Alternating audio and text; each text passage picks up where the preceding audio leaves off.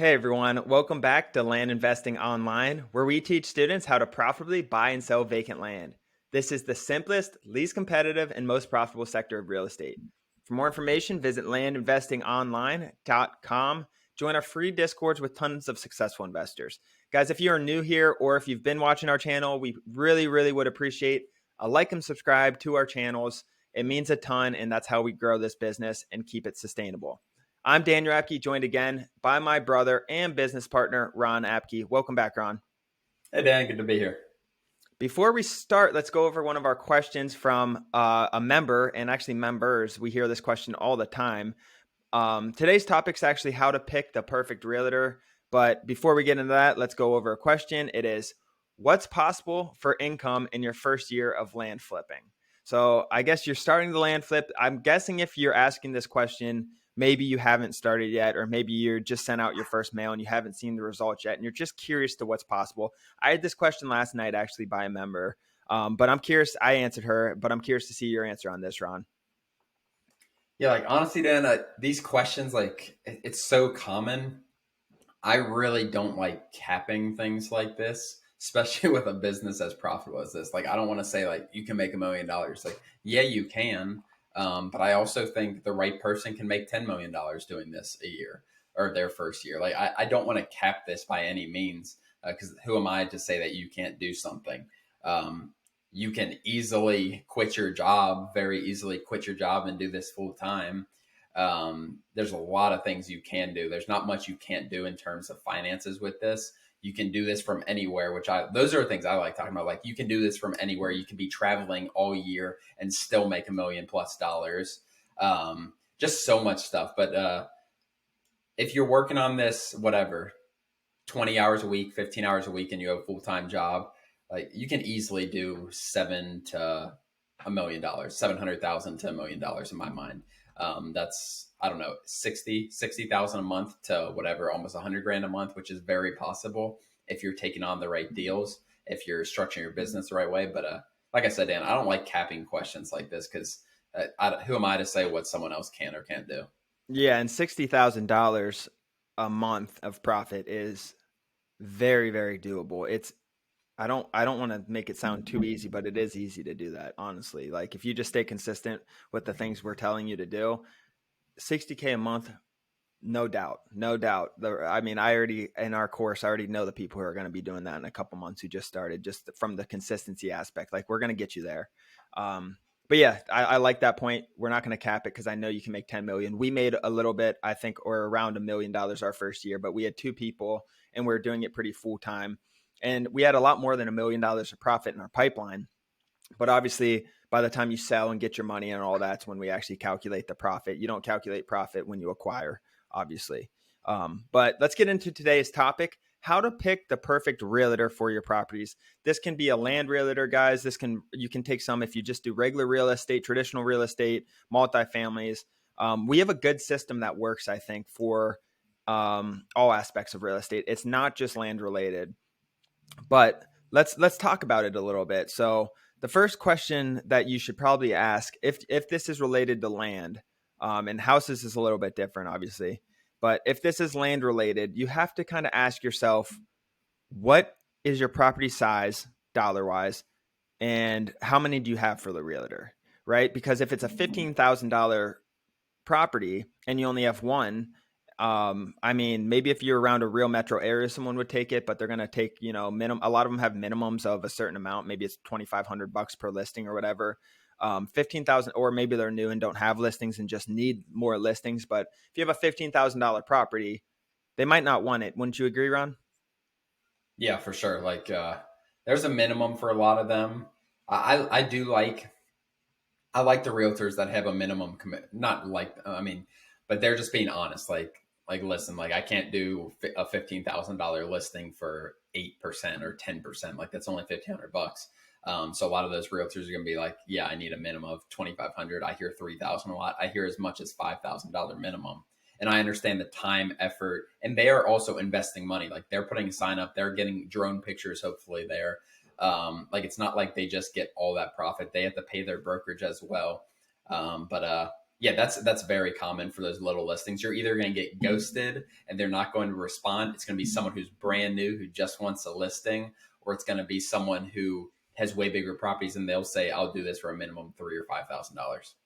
Exactly. And let's get into our strategies actually for finding a good realtor. And we just were teaching an employee the last week or so really how to dive in and find the right one. And there's a lot that goes into it and a lot of experience too, and things that you see that just take time. And I think Ron at one point told our employee also, he's like, it's going to take time. You're going to hire some realtors that are, they're not going to do well. They're not going to be responsive, whatever it is. And you're just going to have to learn the hard way. But and it takes time, obviously. But one thing we do, we search the land.com network. So Land Watch, Land and Farm mainly, and Zillow and Redfin, whatever it is. And we just search for good land listings in the area. And I also look at sold listings. So I'm looking for a similar comp almost. So if it's raw vacant land, 20 acres in Hamilton County, Ohio, I'm going to look for a realtor who's in Hamilton County or a neighboring or has sold comps in that area. And their listings, obviously, we're looking at old sold listings and we're looking at their for sale listings and we're looking how they market them. And there's a lot of different things we look at. But Ron, you want to dive in that? Yeah, I think that's a good point. Um, and we started talking about money at the first part. I think that's important as well. Like you don't want to call like it's great like someone who has a $2 million property listed, like it looks beautiful, like that's a really good property. Have they sold any $50,000 properties if that's what you're selling? Um, like I personally, when I'm looking for someone, I'm not going to call those people if they only have whatever 500,000 plus dollar land for sale, which is very common. Unless A yours lot is of that them size. specialize. What'd you say? Unless your property's that size. Exactly, exactly. But if let's say we're selling a $50,000 piece of property, like I'm not going to worry about those realtors selling $500,000 properties plus or whatever. I'm going to look for realtors. Maybe they don't have a ton of postings. Like I don't mind that, but hopefully those postings that they do have look really good. And that's how you make mistakes. Like if they don't have good postings, and then they're going to tell you they're going to do something different on yours. Um, so that's what we'll do, and we'll call and call and call. Text. A lot of them have voicemails that like, it's best to text me and I'll call you back. They get a lot of spam calls, understandably, and that's how they kind of filter their calls. Um, but moving on from there, Dan, did you have anything else to add as far as the just kind of based on postings? I guess is the first thing we talked about. So the other thing I just wanted, so one thing I wanted to add for postings is house experience is not a bad thing. I hear a lot of land people saying you don't want the house realtors and whatever. I don't necessarily agree with that. If you're a realtor and you're specialized in land, I don't think it's bad to have a few housing. Maybe it's family friends. Maybe you're doing it. I mean, your focus is land, but you also have houses. It's all kind of related. I don't necessarily agree with that. They shouldn't be. I hear that all the time from people, and it just doesn't make sense in my head. If I was a land realtor, I would take houses if someone came to me with a house, no doubt. Why wouldn't you? I wouldn't say no. It has a house on it. I don't sell houses. It just doesn't make sense. So that's one thing I wanted to add. Obviously, if they're all houses and no land, that's different. So make sure they do have land experience, right? And I said that in the similar comps. Just make sure they've listed land properly, they've gotten good footage of land, and they've sold land. Because if it's their first land property, yeah, you can give them a shot if you really believe in them. But I like to make sure they at least have some background in land. That's all I have to add to that. Yeah, I think going on from there, Dan, like great. They have a posting. Like how do you know that they're gonna actually care about your posting? Like where do you go from there? Like you get them on the phone. Maybe you don't get them on the phone. You make 10, 15 calls. Where do you kind of go from there, Dan, after you make those phone calls? Because you call 10 or 15 realtors, you might get one or two answers. Yeah, and if you leave a voicemail, a lot of them will call you back. So that's what I have on here next. Actually, is call 5 to 10 realtors that look good. So everything we just talked, their postings look good. They have it in the area. It all fits your criteria, what you're looking for. You see them, you're like, wow, this person's listing land really good. Hopefully they'll take mine. You call them. Call 5 to 10. I have on here. The more, the better, honestly. But that's how you really start to filter them out. I was calling with our new sales rep last week, and I had the phone on speaker, and I would call and handle the calls. And there's, I think, one or two of them that just their voicemails were full. And I was like, okay, well, there's a sign we're not going with this realtor. Their voicemail is full. So how are buyers going to get a hold of them? So there's a filter. So if I'm calling 10, two of them are filtered out already. Um, but that's where I start. Call them, get them on the phone. Maybe if you call 10 of them, like Ron said, a few might call you back. Maybe none call you back. It just really hit or miss. Maybe all of them call you back. But I'd start with minimum of five. If you call 5 to 10 that fit your description, you'll be in a good spot, I think. But you got to get them on the phone and you got to filter them out by your conversation. And I have some things that below that you're going to need to ask them on the phone. But before we get into those, what else do you have to add, Ron? Yeah, I think whenever I call them, like in the back of my head, or like however they treat me, not treat like if they're respectful or not, I don't care about that. However they treat me as far as response rate, urgency, that is going to be how they treat your buyers. Really think about that. Whether you're selling a house Good or a point. land or whatever, if they have no urgency with you, they are going to have no urgency with your buyers. If they're not responding to you, they're going to miss out on buyers, which is it's going to lead to a lower sale price more times than not, because you're going to have less competition for your land or for your house. And this goes for all real estate. Don't just go with your family friend or whatever. Like really look for the right person for whatever you're trying to sell, and then go from there. Don't just choose someone because they say you have to choose a realtor. Take your time and do it. But like I said, they're going to treat your buyers how they treat you as far as response. You make these 5 phone calls, um, and whatever one of them calls you back that day, like that's a good sign. Go from there. Maybe two more call you back the next day, but then you'll just have people who call you back like a week or two later and just say like, "Oh, I just missed this phone call." No, not really. You didn't miss the phone call. You actually were busy then, and now you don't have work. So you're looking for something to sell. And that got me kind of worked up just thinking about that, because how many times we've had it happen.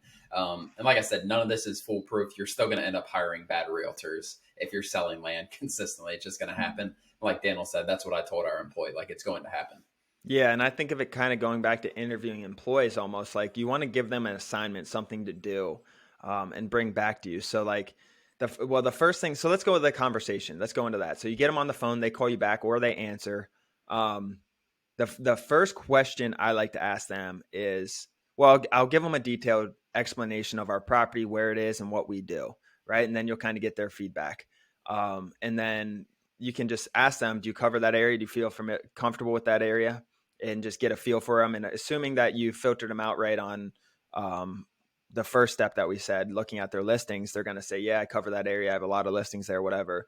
And then I would ask them what expected time frame is needed to list the property, because that will filter them out immediately. If they say they need a month and you don't have a month, maybe early on you don't want to wait a month. I mean, a month's a long time.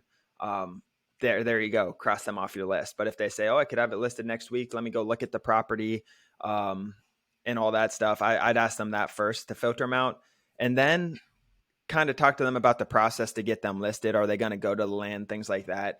You do want them to go to the land. We haven't followed that really to the T. I'd say we've had some that haven't gone to our land before, but I'd say for the most part, and going forward, I want all of our realtors to go to the property, or else they just don't bring that much value, I don't think. And then so if they're going to go to the land, you can filter them out. If they're not going to be able to go, cross them off, right? So that's another thing. And then what you want to do is give them an assignment, right? So you told them where it is and everything. You said say something like, I'll email you the parcel number, and can you just take a look at it once you visit the land? You look at the comps. Just give me a number of what you think you can sell it at. So don't send me a list of comps. That's junk. I can look at that on Zillow. Don't send me a list of comps. Send me what you think you can sell it for. That's what you want to tell them.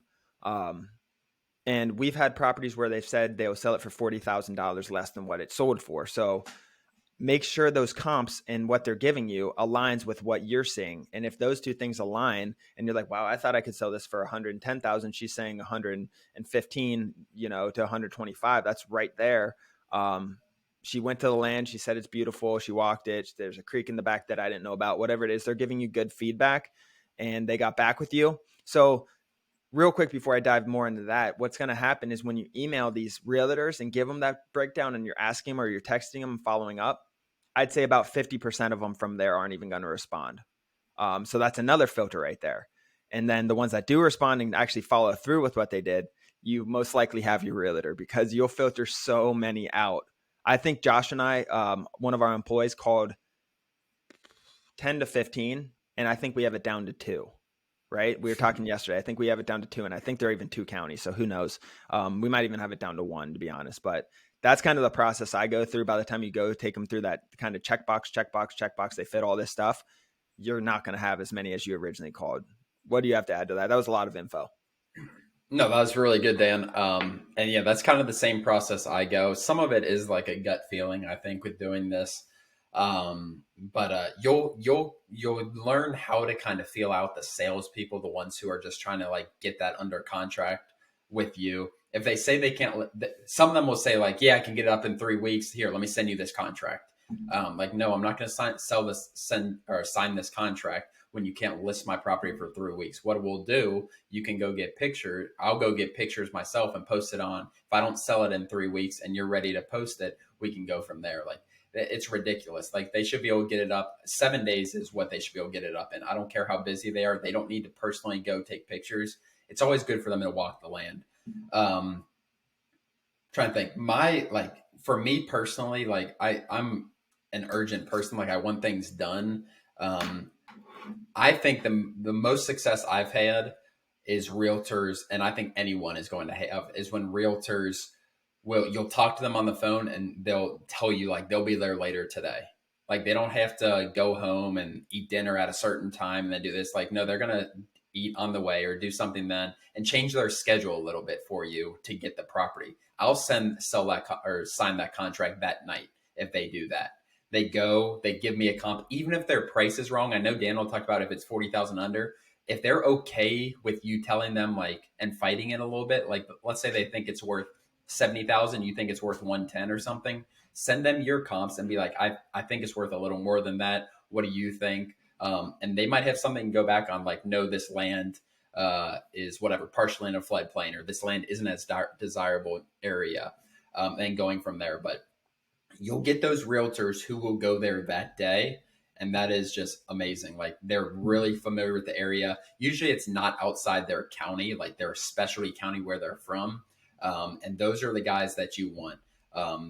They're urgent to get the listing. They're also like putting in some work. It's not like they're just trying to get you to sign something. That is, in my way, Dan, I don't think we've had anything go wrong when you get a realtor like that. It's not easy to get. There's not someone like that in every single market. But I can't think of anything that's gone wrong like that. I can think of two in specific in the last 3 months that have gone extremely positive that were like that when I talked to them. Yeah, and they're really urgent. So, and even if they're like that, and maybe they've had some land experience, but even if they don't have a ton and they're that urgent and they're getting there, they're walking it, they're giving you good feedback. They sent you some pictures. I've had realtors text me, 10 pictures after they go, and they'd be like, "Look at this, look how pretty this creek is." Things like that. Um, that really show they're putting in effort. They're not just going and driving by. Like, I always wonder when these realtors say they're going to the land, like how many actually get out and walk the land a little bit and do all that. I just feel like some of them just maybe drive by it or whatever it is. But yeah, like Ron said, if you find someone that's grinding like that, they're giving you comps, they're willing to go up to what your price is. We've done that multiple times. We're like, we think this is more, we'll send them comps. We'll be like, hey, this was listed 2 days ago, 2 miles down the road. And I talked to that realtor and they said it's getting a ton of interest. They think it's going to sell at that price. Therefore, I think ours should be around that price as well. Whatever it is, give them proof and then have them come back with proof if they disagree. And you can always lower the price in the future as well. But that's a really good point. I don't have anything to add to this whole conversation. I think that covers a lot. Do you have any last comments, Ron? No, I think that covers it about. Like I said, there's no foolproof way to do this 100%, and you're going to pick the wrong realtor at times. Actually, one thing I did want to add, Dan, do not, like, in our land business, we don't do it nearly as much because I trust myself and we pay for droners to go to land. You cannot ruin your relationship in a county or in an area of a state by calling these realtors before you own a piece of land, before you actually put your money out, because realtors are going to look that up and see who owns the land. And they're going to ask you probably too. And you're going to tell them either I'm thinking about buying this, be honest with them, or I already own this and I want to get it listed.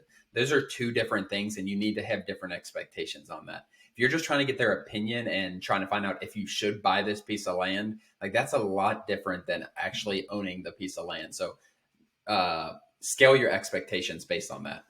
Yeah, and after you give them 5 properties or a few properties and they've made some money off of you and you have a good relationship, then go to them on the front end. It's going to be hard to go on the front end unless you're paying them a certain flat fee or something, I think, to really get good comps when you don't own a property and get them to go look at it before you even own it. Um, it's just I don't think that's ethically right to do, and I just don't think that's feasible unless you're completely upfront with them. It's fine, but I just think it's going to be harder to get that upfront um, opinion on that property from them if you haven't used them before. But that's one of the points we also talk about, and I don't want to get into that, but that's one of the points we talk about in other episodes is how realtors can benefit you once you use them, right? Because then you can work on the front end. But we'll talk about that in more detail another time. Other than that, guys, thank you for joining. Please, if you guys are on YouTube watching this or you're on Spotify, Apple, like and subscribe our channel. It means a lot. It really helps us scale and sustain this business.